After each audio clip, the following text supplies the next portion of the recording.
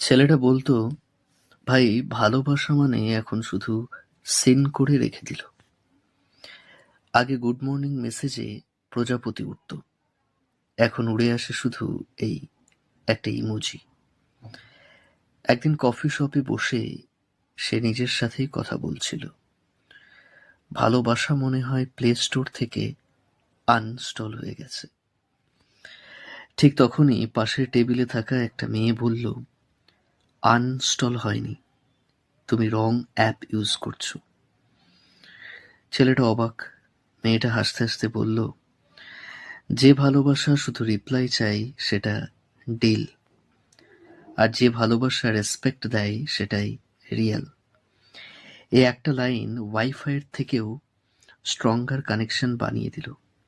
ছেলেটা বুঝলো, ভালোবাসা মানে কাউকে ইমপ্রেস করা নয়, ভালোবাসা মানে নিজেকে বেস্ট ভার্সন বানানো। যে ভালোবাসা তোমাকে ছোট করে সেটা প্রেম না, আর যে ভালোবাসা তোমাকে মানুষ বানায় সেটাই আসল প্রেম।